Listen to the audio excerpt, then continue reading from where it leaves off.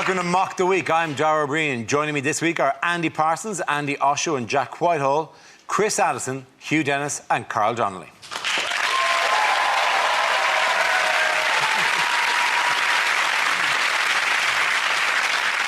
We start with a round called Headliners. Here's a picture from this week's Labour Party conference. But what does EMDB stand for? Is it how Ed Miliband was chosen? Eeny, meeny, dibble, bibble. Is it Ed, marvellous double-crossing bastard? David is threatening Ed and he's reminding him of something he used to do. Remember, Ed, make damp bed. Looking at the acting on David's face, is it Elder Miliband deserves BAFTA? Is it what David should have done the minute he was born? Eradicate my dad's bollocks. Is it Ernie marginally defeats Bert? Is it something to do with the way Ed's standing? Is it Ed Miliband disguises boner? I reckon it's just a headline from the Daily Mail, isn't it? Evil Marxist dictator bastards. I'm going to move towards the correct answer for Cameron. Does the E stand for Ed? Yes. Does the M stand for Miliband? Yes, it does. You're very Does good the at D this stand game. for David and does the B stand for Billy Band? Is it a bit of scandal? Is it Ed's mother is David's brother?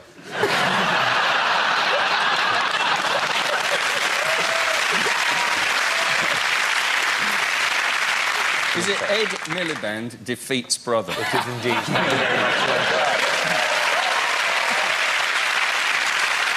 Yes, the answer I was looking for was Ed Miliband defeats brother. This is the news that Ed Miliband has become the new leader of the Labour Party after a nail-biting build-up at the party's conference in Manchester. Ed narrowly defeated his elder brother and clear favourite David in one of the biggest upsets in recent British political history. Don't you think it was really weird? Because in his acceptance speech, Ed Miliband said, "Never in my wildest imagination did I think I would become leader of this party." And you think, why did he stand then?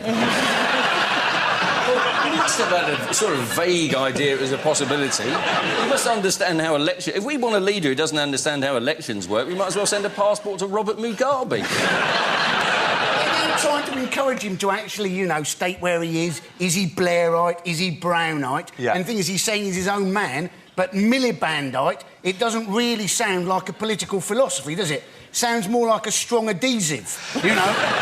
Don't use glue, use Milibandite. So they glue him to the back of the wall and the party conference and slowly lower the wall forward. Is it falling? Milibandite is perfect. He has the look of somebody on The Apprentice. Ever since it's been announced that he's the leader, he's got this look on his face of, oh, no, I didn't mean that to happen. When he stood up to give his leader's speech, I genuinely thought he was going to start by going, am I being punked? He looks like Beaker out of the Muppets. I love him. Yeah, it's all me with him. Because they look quite similar, but not similar enough to, like... Because if they looked a little bit more similar, they could do that stuff that they did in Parent Trap, where they could pretend to be each other. It's like, turn up. Like, David would turn up and be like, oh, it's Ed, isn't it? Yeah, it's Ed. So I'll go do my speech now. Africa, schmafrica. What about gays? And then he'd be fine. It's a great plan. It's one of the best plans I've ever heard. They turn up and deliver Africa, schmafrica. What about the gays?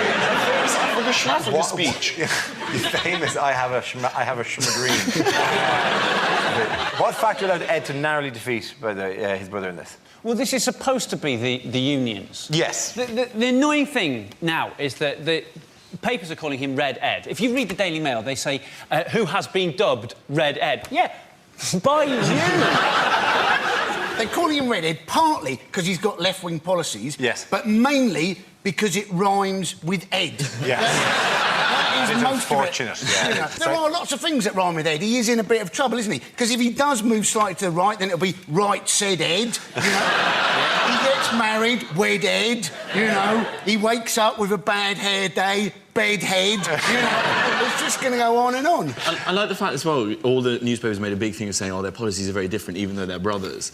I thought it'd be quite cool if there was more political brothers that just came out the woodwork. It's like, oh, yeah, hello, I'm Colin Mugabe, and my favourite festival is Glastonbury, because I love anything that is run by a rich white farmer. To make up for the sibling rivalry, though, didn't Ed say he'd give David any job he wanted? But that leaves it open from just... Could he get revenge by just making up a job? He'd ask for, like, this shadow Mac Daddy of the Exchequer or something. What do you think he wanted? Surely if he goes, I'll give you any job you want, how about leader of the Labour Party? David's hand gestures during his speech. He gave a speech the next day where he was talking about Ed all the time, but there was a camera focused on his hands, and he was going, the thing about Ed, we have to work together. And he kept referring to him as special over and over again. Ed is a special person. He might as well have winked. I think we know what I mean. And his wife, and references to his poor partner, who was upset, obviously, because her husband had lost out in his dream, but kept going on about how upset she was, and she was a violinist. She was upset, and she was a violinist. These two facts were in every piece, as if she spent 4 days fiddling furiously. Coming off it. Yes. Twang, twang, sort of one string. The first poll that came out after he was elected leader had Labour slightly ahead. Pollsters are constantly bringing things out all the time. Who are you going to vote for? They're nagging. Did we not tell you who we're going to vote? I'm pretty sure we told you who we will vote for and then voted for them. Stop asking us. Pollsters, they're like opticians, pollsters. It's just, and now, and now, and now.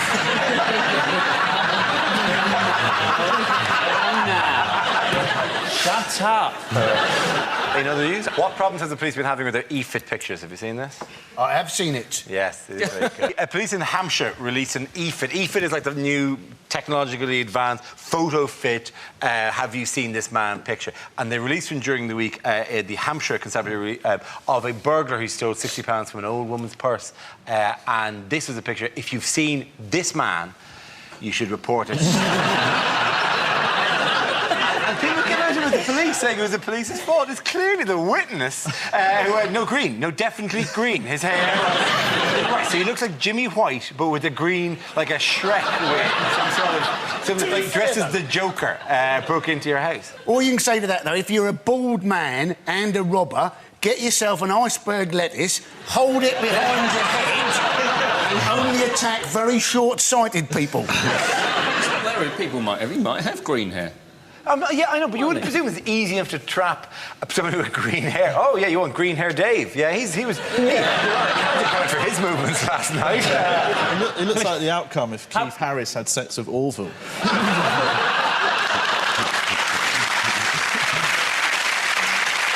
There's loads of... You can.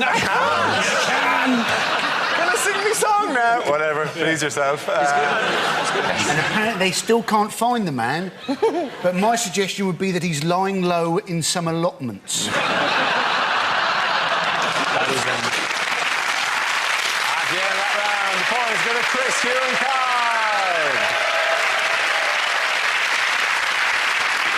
Our next round is called Newsreel. We play in a recent piece of footage featuring people in the news and ask Hugh to suggest what might be being said. This week's clip features the royal family. Oh, I hate looking at houses.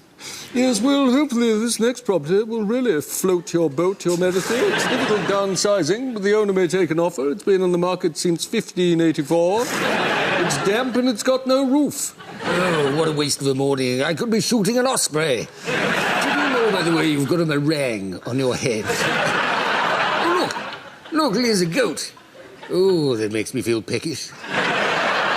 Where are we staying? In the Premier Inn. Could you have that delivered to the Premier Inn? Room 256. Oh, and a shed load of pita bread. Thank you. Where is Philip? Where is he? I need to talk to him about the ensuite. I think you may be talking to a man about a goat, Your Majesty. Oh, for God's sake, not again. So, anyway, tell me about this castle. Does it have a dungeon? We need somewhere to keep Fergie. Oh, yes, they're bloody tasty. Slice them thinly, bit of chilli sauce. Problem is, catching them, you have to drop on them from above. Have you been banging on about goats again? No, not who? Me? No, not at all, no.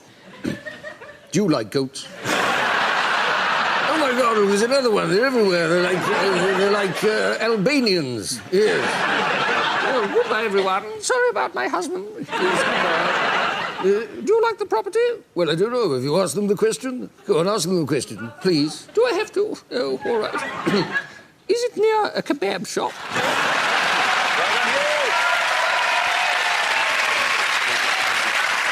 Now we play a round called Eat, Pray, Mock.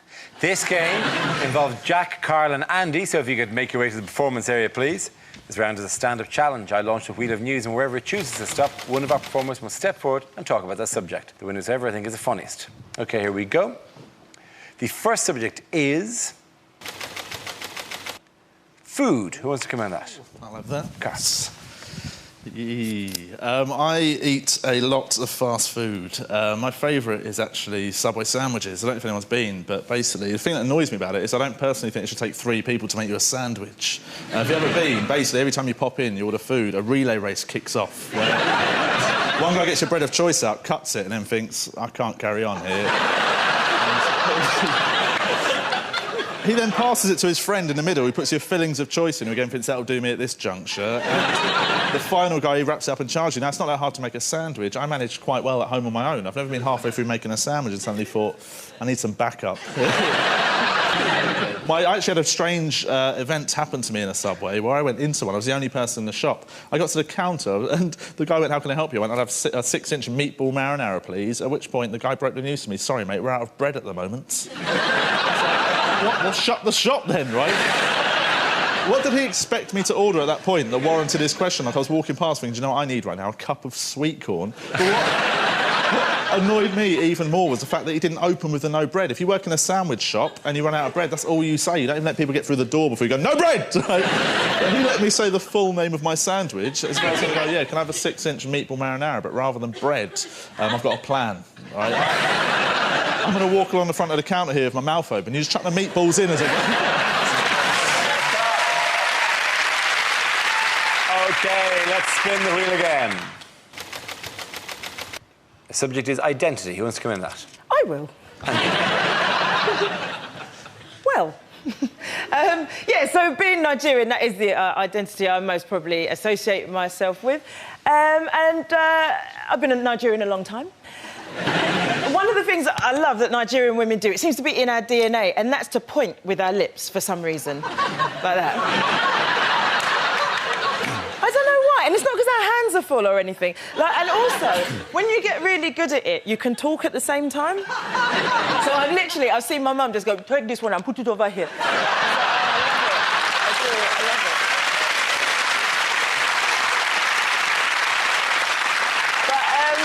And Nigerian men are amazing. I love Nigerian men. But there's one thing about them, right, Nigerian men. They cannot answer a question straight. Like, they've got to answer a question with another question. So you could ask them something as simple as, what's your name? And they'll be like, hey, come on now. What do you need to know my name for? You're like, well, it's standard procedure for a passport application. I don't make the rules. I hate my passport photo. I look like I've been caught in a lay-by with Hugh Grant.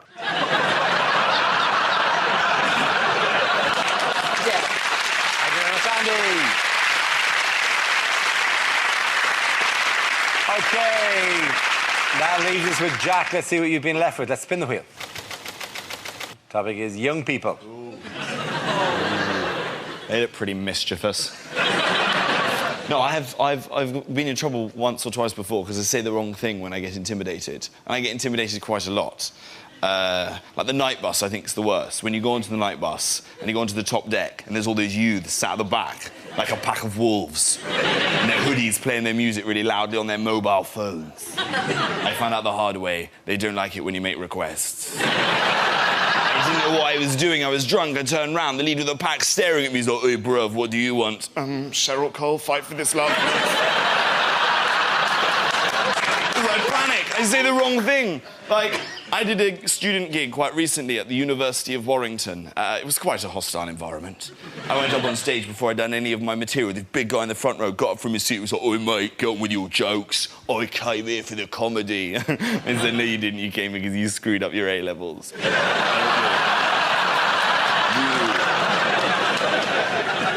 I think it's something I get from my parents, because my parents are very confrontational.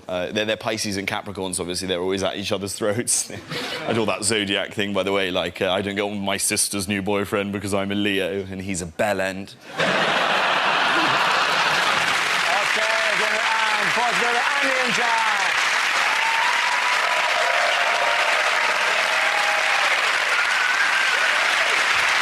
Our next round is called If This Is the Answer, What Is the Question? On the board are 6 categories. Carl, which category would you like? Sports, please. OK, your category is sport, and the answer is 7 years. What is the question? Is it how long would Chris Moyles have to not be paid for before I gave a shit?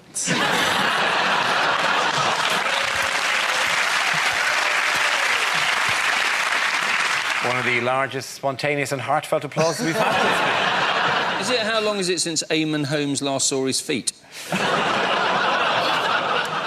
Whereas the audience can't turn. No, they don't. Is it how many years of good luck would you get if you broke Jeremy Clarkson's face?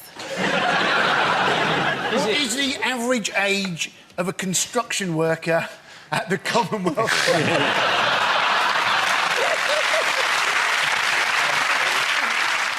Is it after how long would the Chilean miners decide that it's not gay if it happens underground? Is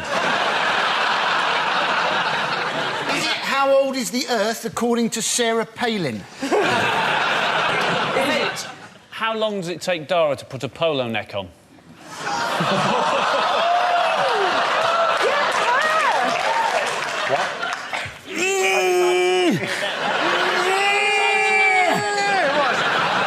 What is the longest recorded phone call between my wife and her mother?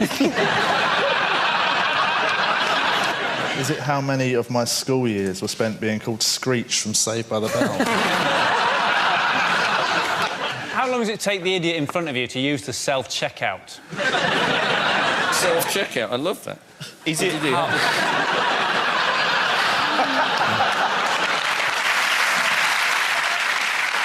I tell you what, I'm in Tesco's and just going to check out the prostate. I think it's only in Lidl you're allowed to expose those sorts of things. Illegal item in the bagging area. Illegal item in the bagging area. Lidl bagging in the item area. Yeah. Can we get the correct answer, please? How long ago were the Indians aware that they were going to have to build the Commonwealth Games? That is absolutely right. Very good. Well done. Yes, the question I was looking for was how much time has Delhi had to prepare for the crisis-hit Commonwealth Games, which reports claim are still not ready. The city won the right to host the Games in 2003, but the build-up to the event has been plagued by fears that facilities and accommodation might not be complete on time and to a safe standard. So what's been going wrong? Well, the ceiling of the weightlifting area collapsed. I mean, that's fantastic, isn't it? And there he is! He's holding up 200 kilograms and the roof! That is, yes, that's one of them. Anything else, go? People were making the distinction between filth and excrement. That's not a reassuring distinction to make, is it? Is that excrement? My bed is bobbing around and don't worry, mate, that's just filth. Oh, fine. Wait for you when it's time to swim to the venue. It was a combination of basically exposed wiring and flooding. And that's probably not a great combination, is it? A man has jumped further than any human in history by merely trying to turn on his bathroom lights. Philip Sado claimed in an interview that he's not going because of the safety precautions. But I'd read afterwards he's from Hackney. Collapsing buildings are going to be good for world records. Nothing will make you run quicker than thinking the main stand is about to come on you.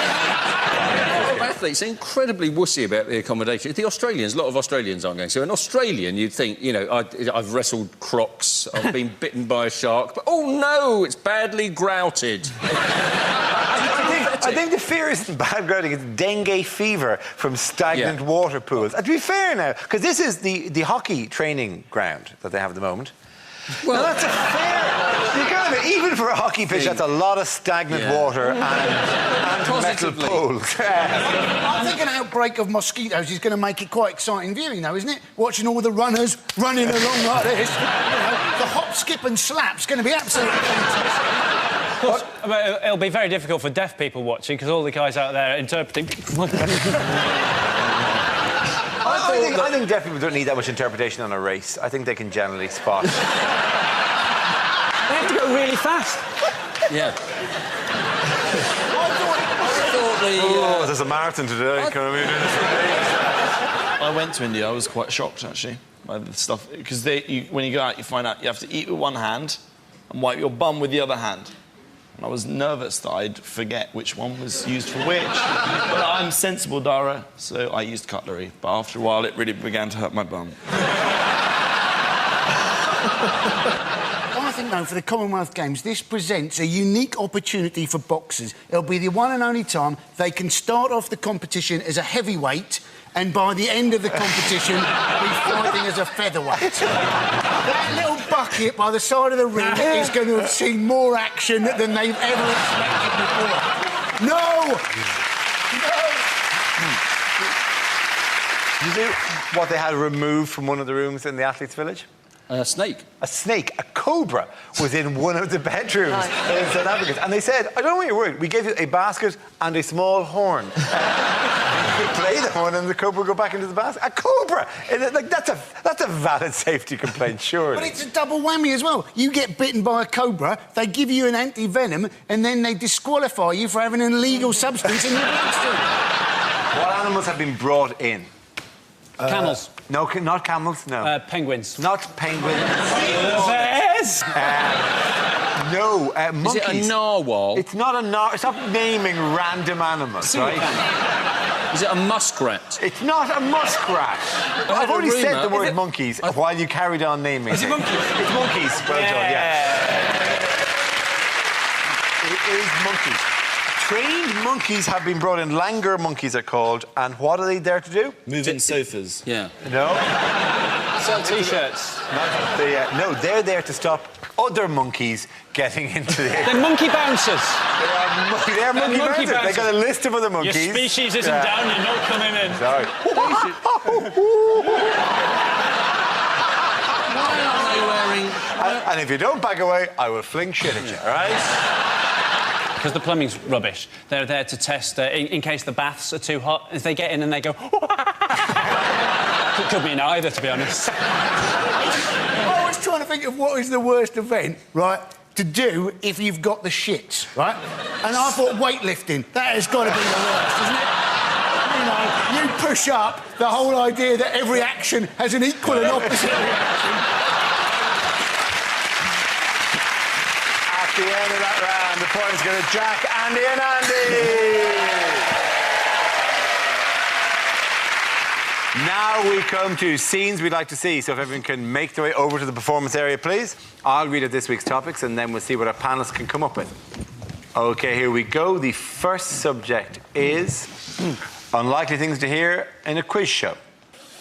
Well, welcome to Junior Mastermind, our annual competition to find the best nerdy, specky, knobby no-mates in Britain 2010. We asked 100 people, name something you eat with a spoon. And the top answer was, piss off, I'm busy.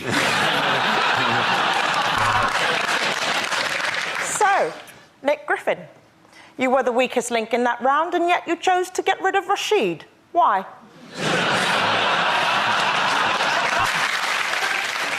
And on tonight's Family Fortunes, we're joined by the Fritzels and the Wests. So, Noel, your soul for a resurrected career.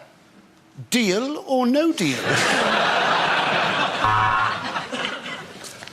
Ooh, this one has really stumped Steve from the Eggheads. The question was, what is it like to have sex with a woman?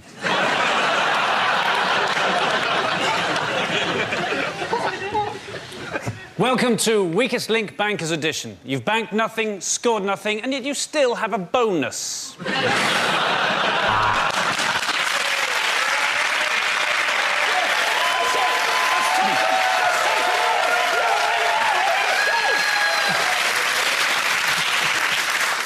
You have one lifeline left.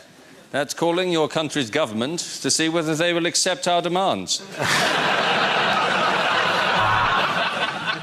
We asked 100 people, where is the G-spot? You've given us your answer. If it's up there, love, I'll give you the money myself.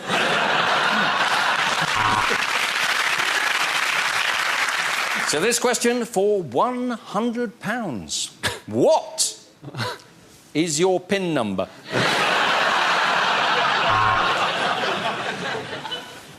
60 quid for half a gram of coke. Deal or no deal? Deal.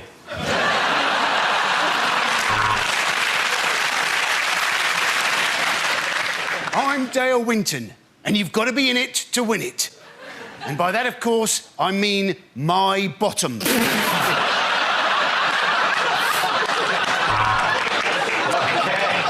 next topic is lines you wouldn't hear in an action movie.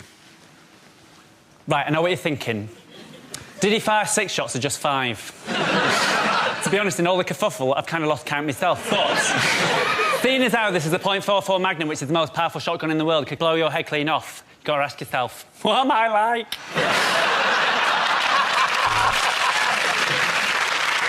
If I press this button, you will witness the worst thing you could possibly imagine. Channel 5.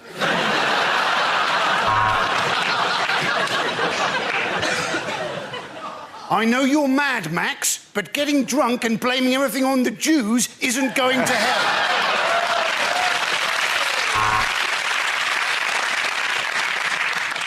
First, Mr. Bond, I plan to aim the giant laser at the world, and then... Oh, fuck, this cat shot me again.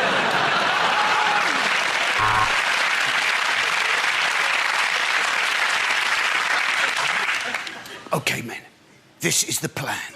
We tunnel under the wire, we make a dash for Blighty, and hopefully we'll never, ever have to compete in the Commonwealth Games again. I want your clothes, your boots, and your unicycle. There is a bomb on this bus, but we think we know who's got it.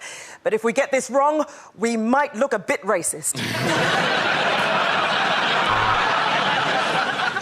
Batman, it's Catwoman. She says she's been thrown in a wheelie bin.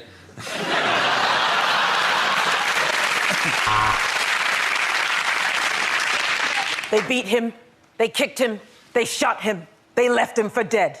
Now, he's dead. Now, listen to me, Bourne.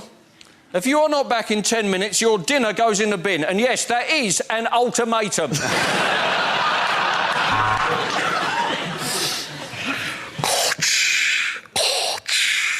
Luke, I am your father.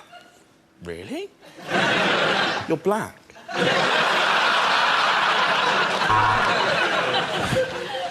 I'm Iron Man, doing what I do best. Ironing.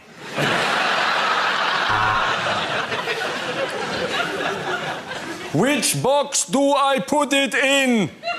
Terminator 5. Recycling Day.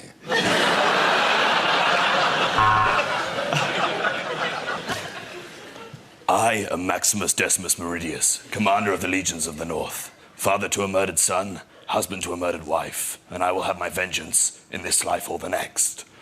Gladiator! Ready!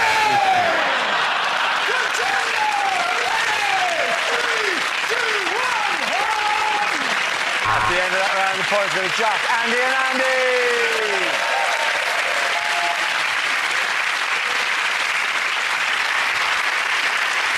And that's the end of the show. This week's winners are Andy Parsons, Andy Osho and Jack Whitehall. Commiseration to Chris Allison, Hugh Dennis and Carl Donnelly. Thank you for watching. I'm Dara Breen. Good night.